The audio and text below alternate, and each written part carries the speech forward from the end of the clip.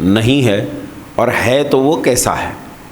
तो ईश्वर के 8 गुणों पर हमने चर्चा की। 6 गुणों पर कल की थी, 2 गुणों पर आज की थी हमने प्रातःकाल में। एक बार उन्हें जल्दी जल्दी से दोहरा लेते हैं। ईश्वर सर्वज्ञ है। ईश्वर कैसा है बोलो?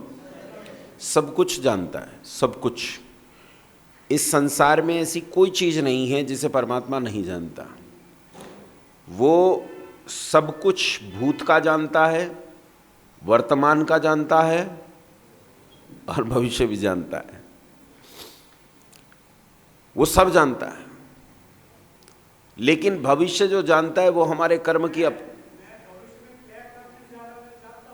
हाँ जानता है। बैठो मैं बताता हूं। ईश्वर सर्वज्ञ है। एक प्रश्न यहां खड़ा होता है जो उन्होंने किया, ये बहुत बहुत ट्रिकी सवाल है। सवाल यह है कि क्या ईश्वर त्रिकालज्ञ भी है? अगर ईश्वर सर्वज्ञ है तो क्या ईश्वर त्रिकालज्ञ भी है? अब त्रिकालज्ञ होगा तो बड़ी समस्या हो जाएगी। समस्या कैसे हो जाएगी कि सिद्धांत यह है वेद का कि जीव कर्म करने में स्वतंत्र है और फल भोगने में परतंत्र है। 20 साल बाद मैं एक व्यक्ति की हत्या करूंगा, अगर ईश्वर ये पहले से ही जानता है कि मैं 20 साल बाद एक आदमी की हत्या करूंगा, फिर तो मैं कर्म करने में स्वतंत्र, ये तो निश्चित हो गया कि मैं हत्या करूंगा। फिर इसमें कर्म का स्वातंत्र्य कहां रहा? प्रश्न समझ में आया उनका जो पूछ रहे हैं वो? तो इस पर चर्चा करेंगे। अभी ईश्वर के गुणों को दोहराते हैं। ईश्वर सर्वज्ञ है। दूसरा, ईश्वर चेतन है। कैसा है? जो लोग ऐसी चीज़ों में भावना कर लेते हैं जो चेतना वाली नहीं है, तो वो समझदारी की बात नहीं है। अब यहाँ भी एक बड़ी समस्या आती है कि ईश्वर क्या जड़ वस्तुओं में नहीं है? जब हम ईश्वर को सर्वव्यापक कह रहे हैं तो क्या सर्वव्यापक ईश्वर जड़ वस्तुओं में नहीं है? तो है, जड़ वस्तुओं में भी है। मूर्ति में नहीं है क्या? मूर्ति में भी है। फिर क्या समस्या है? इस पर भी चर्चा करेंगे। ठीक है, एक एक सवाल भी मैं क्लियर करते जा रहा हूं। किन सवालों पर चर्चा करेंगे वो सवाल भी मैं क्लियर करते जा रहा हूं। और इसके अलावा आपके मस्तिष्क में जो प्रश्न आएंगे वो भी पूछने हैं। प्रश्न छोड़ना नहीं है कोई। पहला प्रश्न सर्वज्ञता पे आया। सर्वज्ञता से क्या ईश्वर त्रिकालज्ञ भी है? और वहां प्रश्न ये खड़ा होता है कि ईश्वर अगर त्रिकालज्ञ है, मेरा भविष्य जानता है, तो फिर मैं कर्म करने में स्वतंत्र कैसे हुआ? उसके आगे ईश्वर चेतन है। चेतन है तो जड़ वस्तुओं में भी है, तो जड़ वस्तुओं में ईश्वर की श्रद्धा करने से क्या हानि है? ठीक है, ईश्वर सर्वज्ञ चेतन। और तीसरा सत, यानी उसकी सत्ता है, अस्तित्व है। ईश्वर ऐसा नहीं है कि हमने कल्पित किया है, उसकी सत्ता है, अस्तित्व वाला है। चौथा मैंने कहा ईश्वर सर्वशक्तिमान है। सर्वशक्तिमान है तो उसे अपने कार्य करने के लिए किसी साधन की जरूरत नहीं। किसी साधन की जरूरत नहीं है। वह अपने कार्यों को बिना साधन के कर सकता है, ये उसकी योग्यता है। ईश्वर निराकार है, अर्थात ईश्वर का कोई निश्चित आकार आकृति जैसी हमारी होती है वैसी नहीं है। ईश्वर सर्वव्यापक एक रस नित्य पदार्थ है। सारे संसार में एक रस फैल रहा है। ईश्वर वैसा ही है जैसे आकाश। आकाश क्या होता है? आकाश किसे कहते हैं? खाली जगह। खाली जगह को क्या कहते हैं?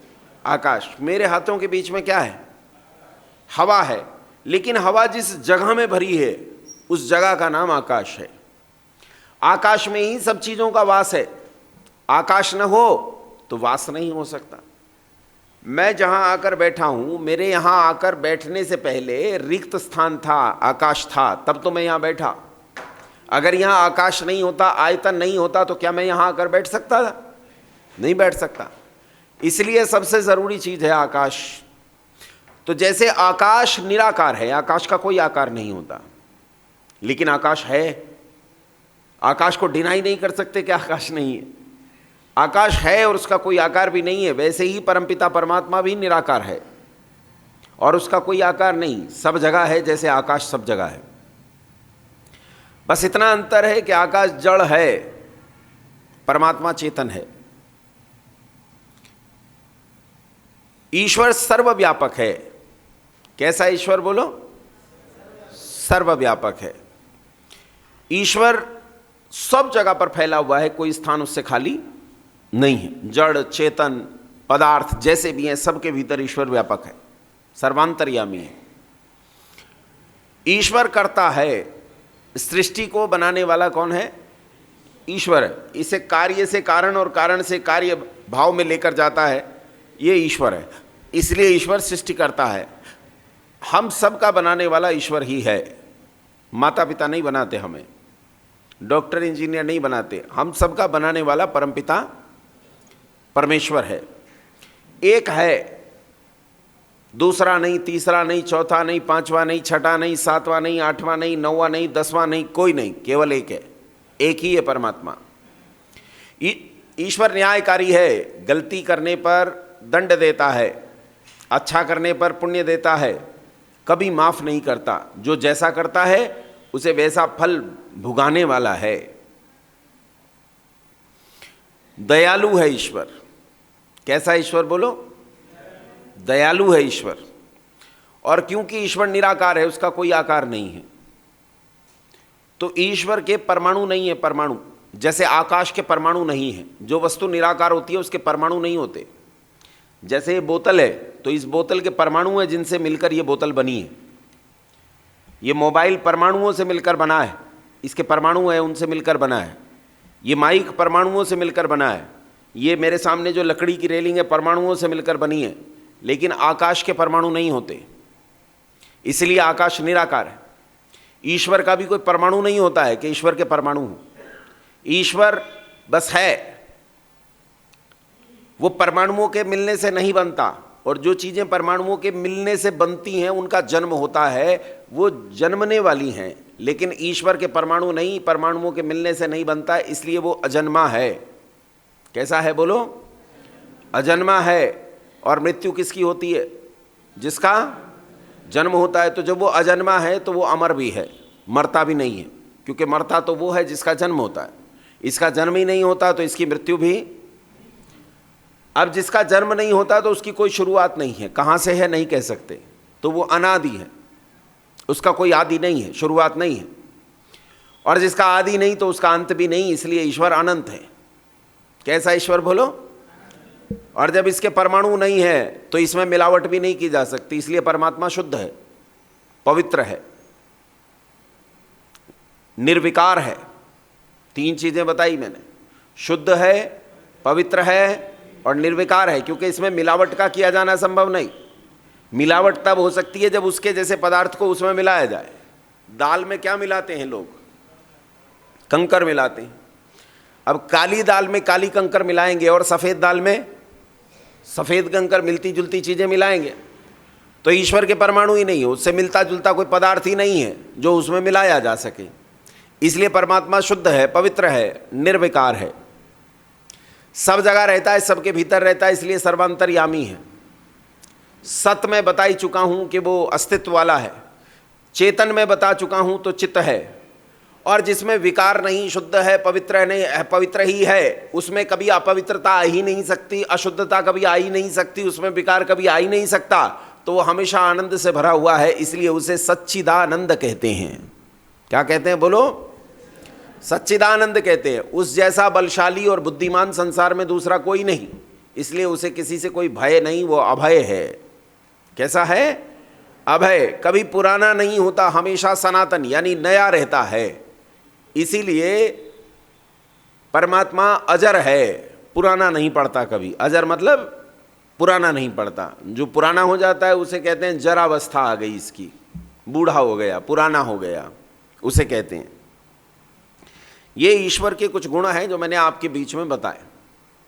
उसी की उपासना करना योग्य है, ईश्वर की ही उपासना करना योग्य है। संसार में ईश्वर के अतिरिक्त किसी पदार्थ, किसी व्यक्ति, किसी वस्तु, किसी बाबा, किसी साधु, किसी सन्यासी, किसी आचार्य, किसी पंडित की उपासना करना योग्य नहीं है। केवल किसकी उपासना करना योग्य है? केवल ईश्वर की उपासना करना योग्य है। ईश्वर के अतिरिक्त कोई और उपासनीय नहीं होता, न हो सकता।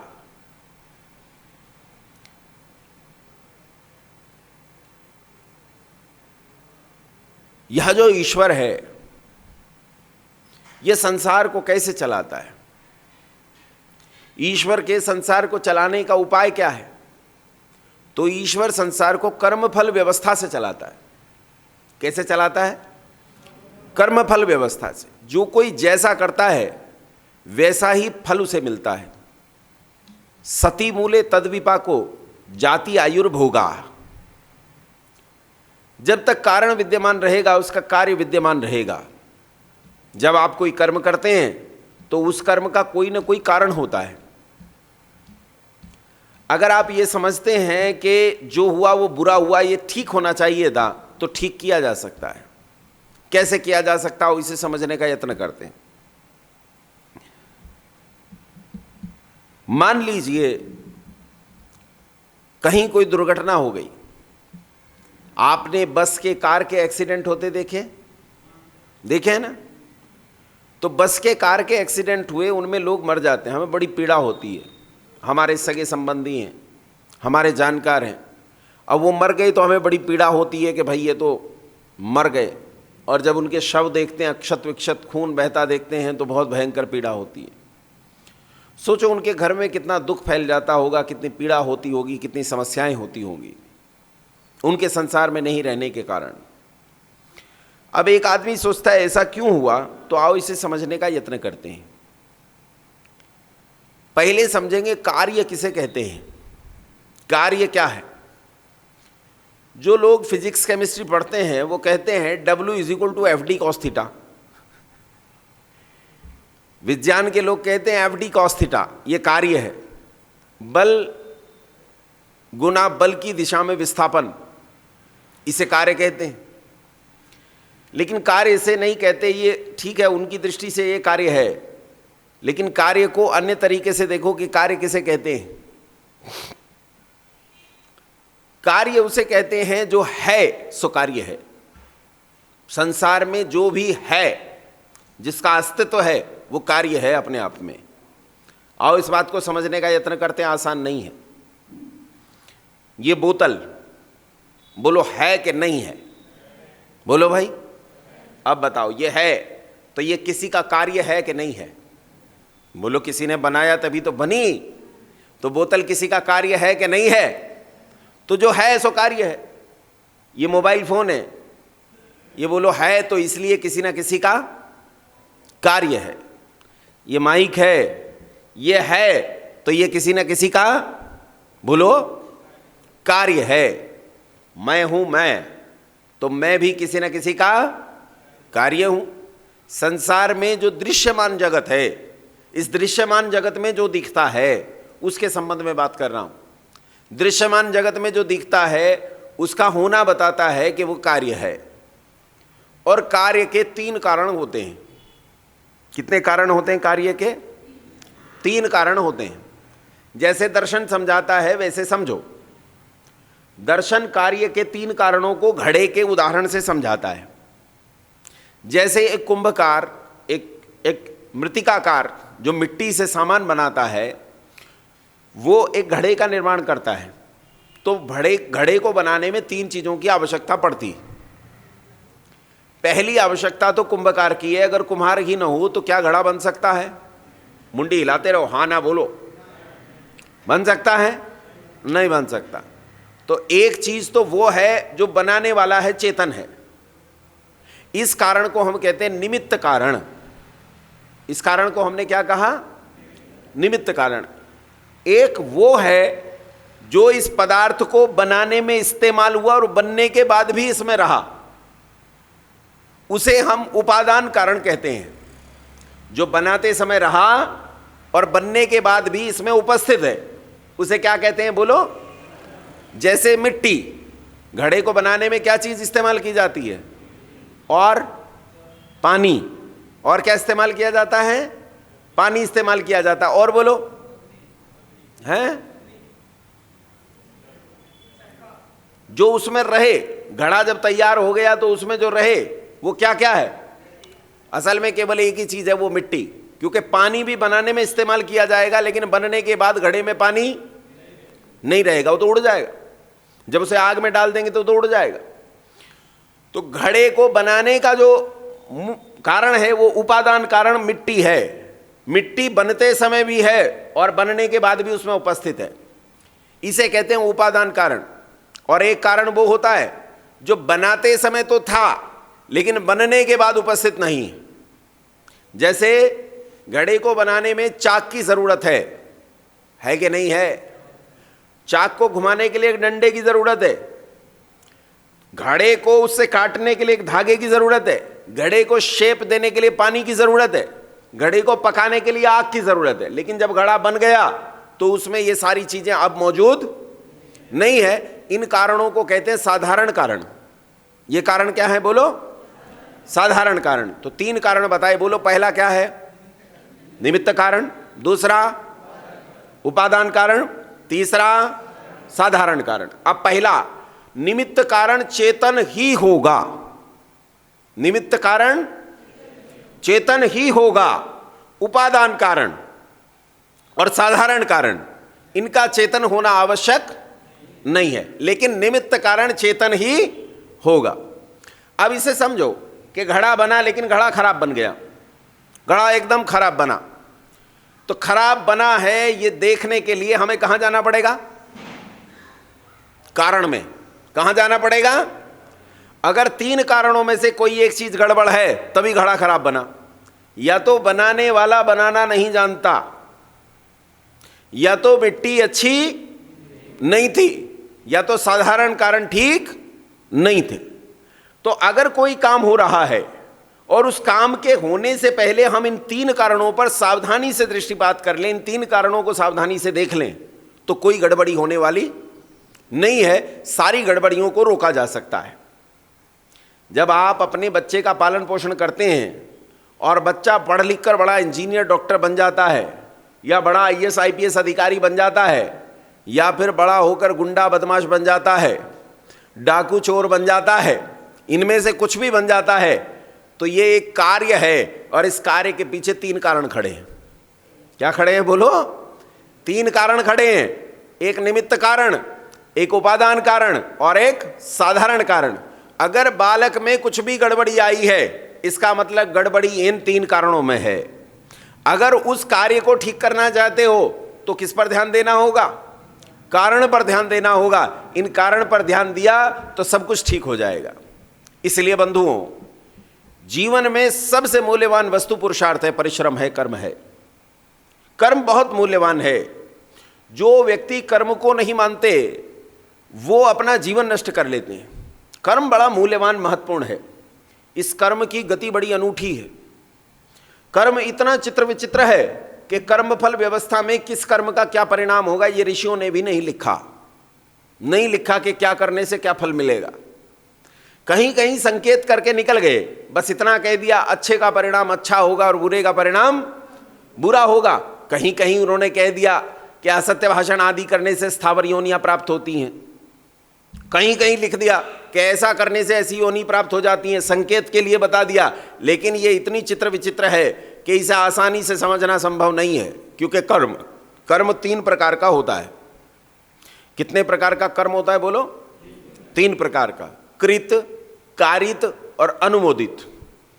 कृत कर्म वो है जो मैंने ही किया है, कारित वो है जो किसी और से करवाया है, और अनुमोदित वो है कि न मैं करने वाला हूं न करवाने वाला हूं, लेकिन हो रहा था मेरे अनुमोदन से, मैं उसमें शामिल था।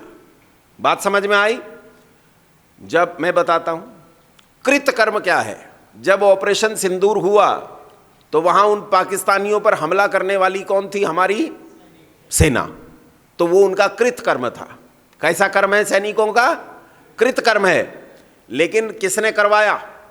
सरकार ने करवाया। किसने करवाया? तो सरकार का कैसा कर्म हो गया बोलो?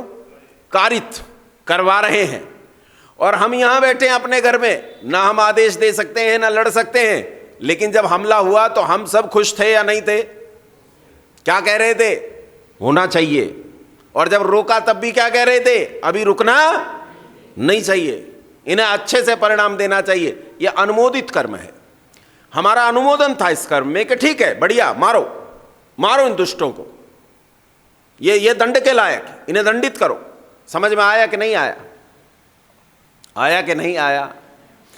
जैसे अभी लीना बहन को समझ में नहीं आया, फिर से सुनो। घर में भोजन बनाती हो, कोई आया, तो कोई आया तो आपने उसे भोजन खिलाया, तो यह आपका कृत कर्म है। कैसा कर्म है? कृत कर्म है। लेकिन आपको थोड़े पता था कि अतिथि आने वाले हैं, उनका भोजन बनेगा। ये किन्होंने कहा? ये मृदुल जी ने आपको कहा कि आज अतिथि आएंगे और तुम्हें उनका भोजन बनाना है। तो ये उनका कौन सा कर्म हो गया? बोलो, कारित कर्म हो गया। कैसा कर्म हो गया? कारित कर्म। अब आपकी सास ससुर यहां नहीं रहते, मान लो आपके सास ससुर होते, बहुत बूढ़े हैं, न तो वो भोजन बना के दे सकते हैं, न उन्हें पता कि अतिथि आने वाला है, वो उस स्थिति में भी नहीं है।